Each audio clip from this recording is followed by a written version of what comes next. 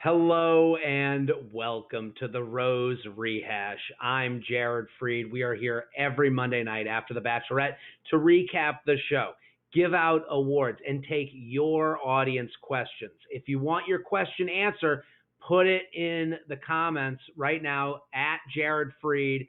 Tag me. We'll get your question at the end of the show. So make sure to ask your questions. Whenever they come up, just tag at Jared Freid, and we'll get to it at the end of the show. But we're going to recap. I thought a great episode. I'm pumped about this season because it's had just enough of everything.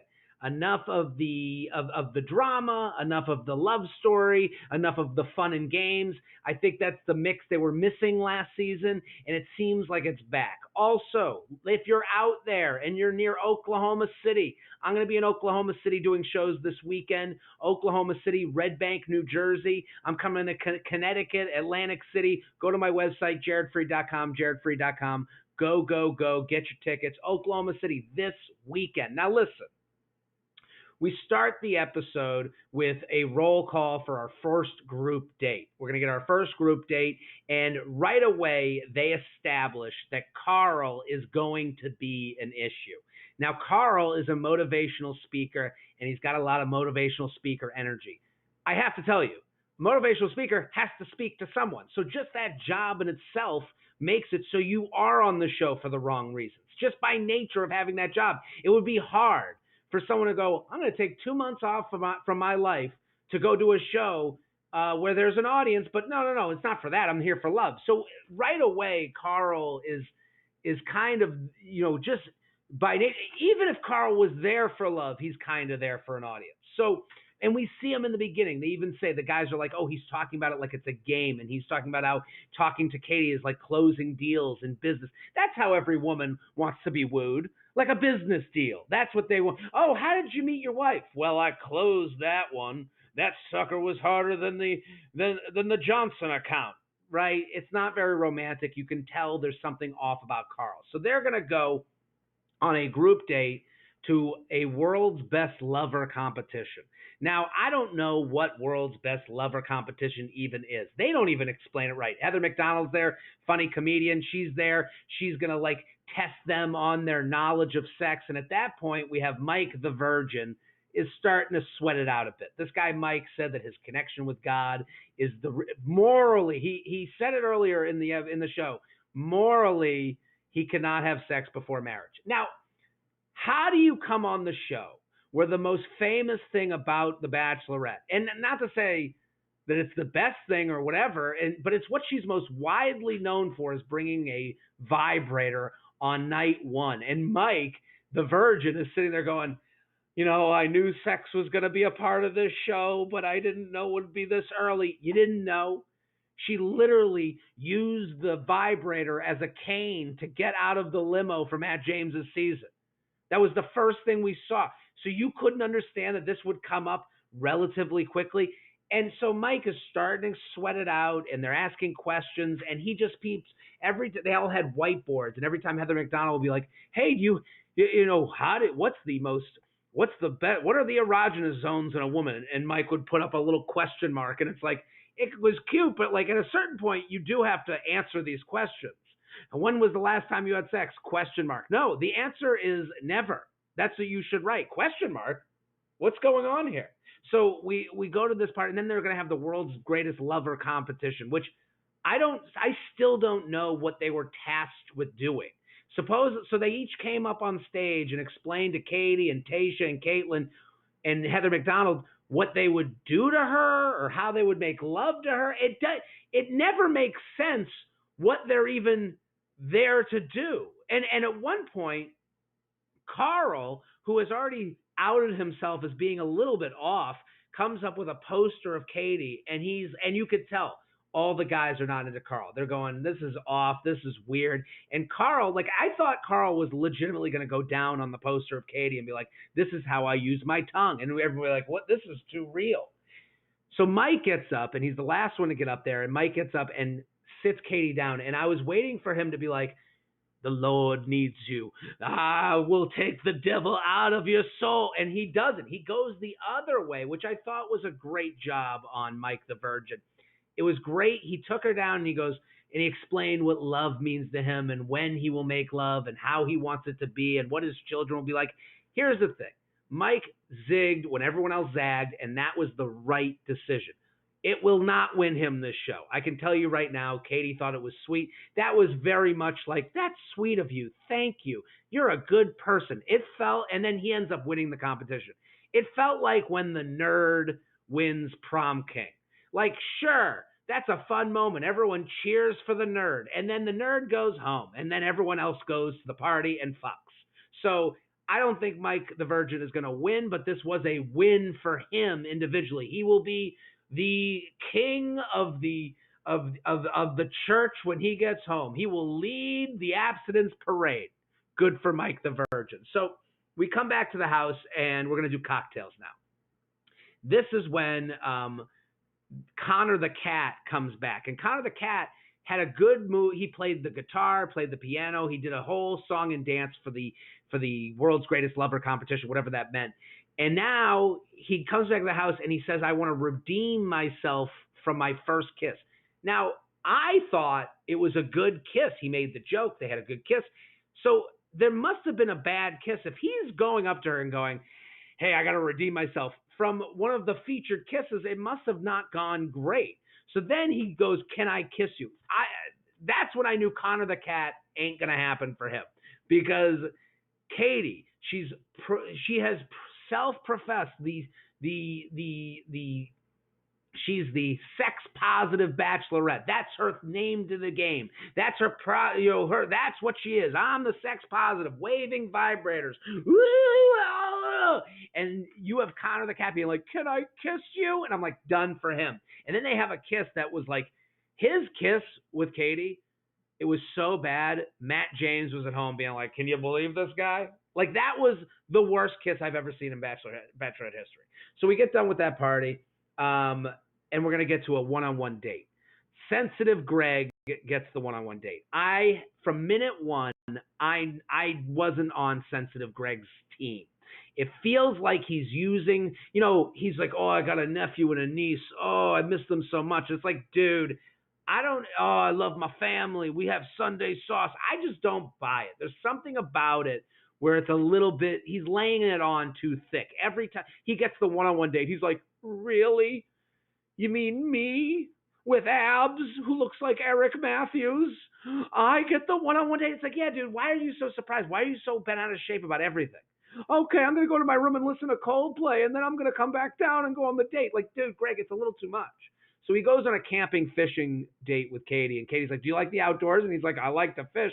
And it just felt like a lie. And then he goes, and then they get out of the truck, and she's like, look, we're going to go fishing. He's like, oh, good thing that's what I told you I like to do. Meanwhile, he's in a cream-colored jacket that looks like it's never been outside once. They put together the tent. He doesn't know how to do the tent.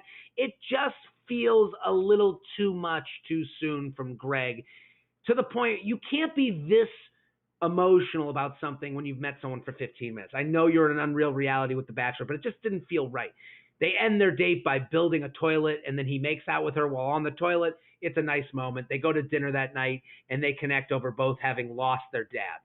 That is a nice moment.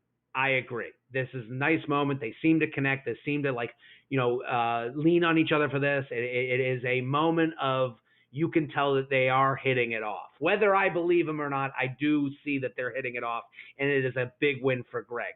The night ends with makeouts and fireworks, and all the men in the house see the fireworks go off, and they're like, fuck it. That means Rose happens. So Greg gets a Rose, and now we come back, and we're going to do another group date. The next group date starts with Caitlin and Tayshia coming through the house and ringing a bell, and they're going to wake everyone up, and it's like, you're leaving, don't even get dressed. So they go straight to this mud wrestling pit, and they get all the men in cowboy outfits. This is one of those moments that shows the hypocrisy of the Bachelorette. The Bachelorette, they're like, men, you guys are going to mud wrestle and take off those shirts because we want to see you rub against each other. That is something that could never happen on The Bachelor. Can you imagine if the Bachelor was like, "Hey, ladies, come on out. We're gonna have a cucumber sucking competition, and the winner is the one who can get the skin off first." And it's like, what?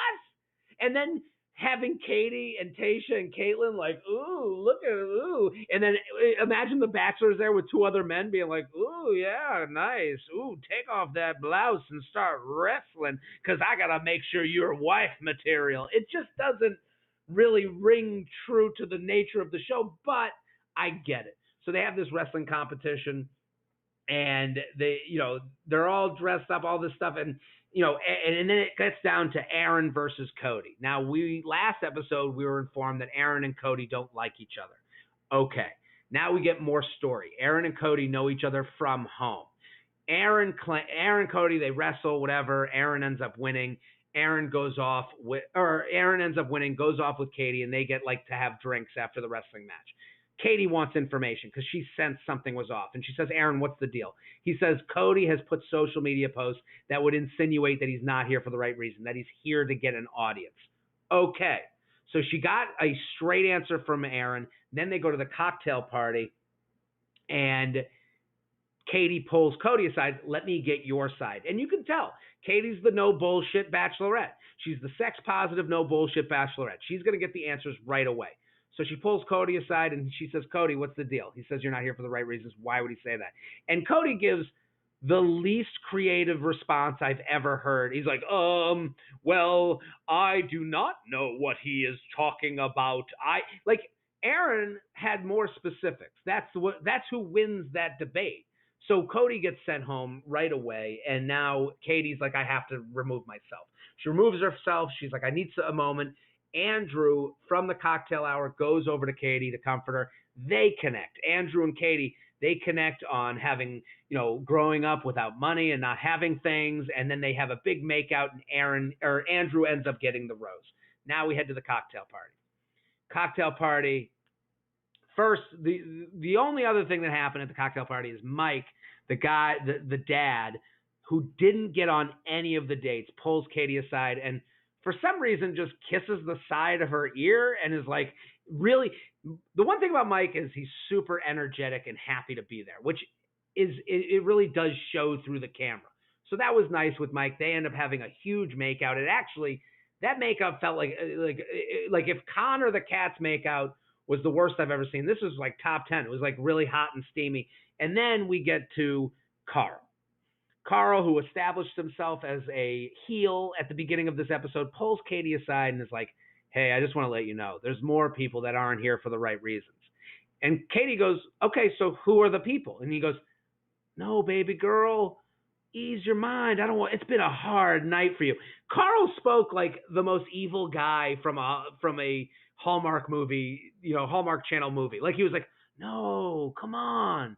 You don't need those negative thoughts. You've had enough tonight. Go lay your head. You don't need to hear about, and it's like, dude, and she goes, I want to hear who these people are. Now you've created a whole house. Now I have to sit here wondering who done it. Who's the murderer? Katie comes over to all the men and she starts saying, if you're not here for the right reasons, I need to know. I want to hear, you're going to be here for marriage. And you could tell Carl has gotten in her head. Katie goes off, takes Aaron away, and starts talking to him because she assumes that's the only guy I've heard drama from. So I'm going to take the guy who has drama, taking Aaron away to talk to him. Carl then says, it was me. And all the men go, well, what? Who do you believe? We're all here. Who do you believe? And Carl does the thing that is the most annoying thing you can do, is he thinks he's smarter than everyone else in the house. He thinks he's going to talk his way out of it. He's like, no, listen, a few of you, I don't know. I'll let the person come out themselves. Because he knows no one's going to come out, or he goes, I'll let the person step forward. He goes, because he knows no one's going to step forward, or someone steps forward and then just helps him out with his lie. So Carl is now this person that has created drama out of thin air after saying he doesn't want drama. And again, he's a motivational speaker. He needs an audience to motivate. So he is on this show for an audience. He basically calls himself out. He knows he doesn't have much time left. He knows he's probably going to go home. He needs a moment, and that's what he created, and that's where the episode ends. Let's give out some awards.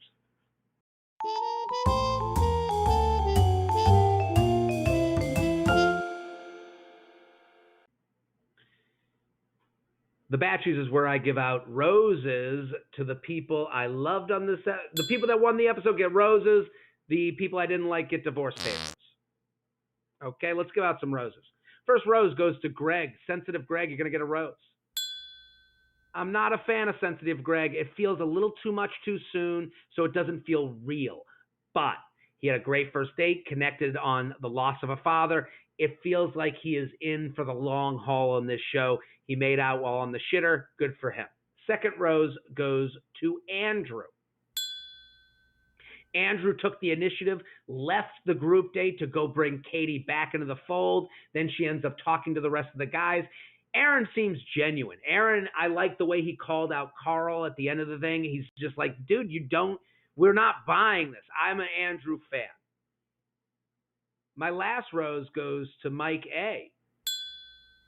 Mike A is the dad who didn't get a date, and he took matters into his own hand. He didn't get a date. He goes up there. He's like, I'm going to kiss you on the neck in a weird way, and then I'm going to ask you for another kiss, and I'm going to have a hot makeout. Mike A gets a hot makeout. Good for him. Now let's give the divorce papers out. My first set of divorce papers. My first divorce paper is going to go to Mike the Virgin. Mike the Virgin had a great moment. He zigged where everyone else zagged. He did a loving speech to what love meant to him. But here's the thing. It is quite selfish for Mike the Virgin to go on a show with the most sex-positive bachelorette and just assume you're going to change her or be her type. It is quite an act of narcissism to believe that your values can just be spread onto someone else without without any indication that they would want that. To me, and him saying and admitting, oh, I knew she was she liked to talk about sex, but I didn't think it would be this soon. It's like, dude, you didn't think about her at all. You just went on the show and thought, well, I'm me, so she's going to want me for me. And it's like, no, not everyone's the match. Good for you and your morals. But when you come onto a show where you know the person going in has this sex-positive nature and it's going to shake you in that way, maybe this isn't the show for you. My next set of divorce papers are going to go to Carl. Carl, you're not smarter than us. We know what you're doing. You're creating ghosts out of nowhere because you know how to play some people to get them to buy into your motivational speaking, life coaching bullshit on Instagram.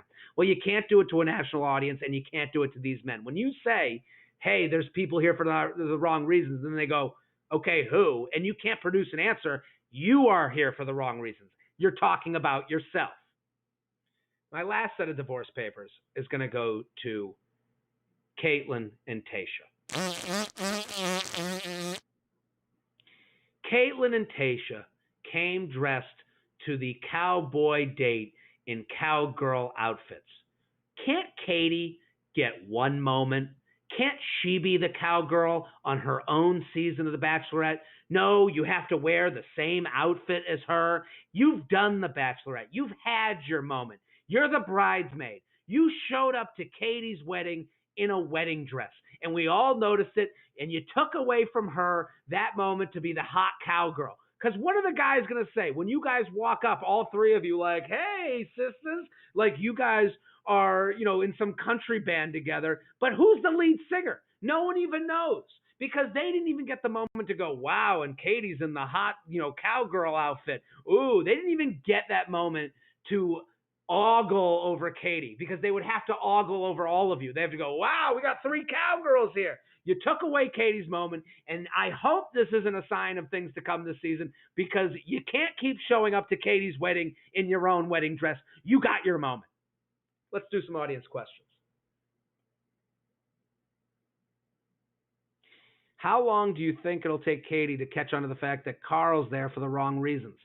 I think Carl's going the next episode. I think Carl knew that he didn't get a lot of time with her. He knew he messed up at the the Master of Love ceremony. Remember how awkward everyone got at the Master of Love ceremony? So he bombed that. So he knew he wasn't going to win. So he was like, I got to create a moment that gets me camera time so that I can somehow get something out of this season. So I think he goes the next episode because he saw the writing on the wall, which is why he created something out of nothing. Do you think the producers are pissed at Katie for taking control from them? I don't think she took control from them. I think that she's done everything that has happened on at least the last 6 Bachelor and Bachelorette seasons.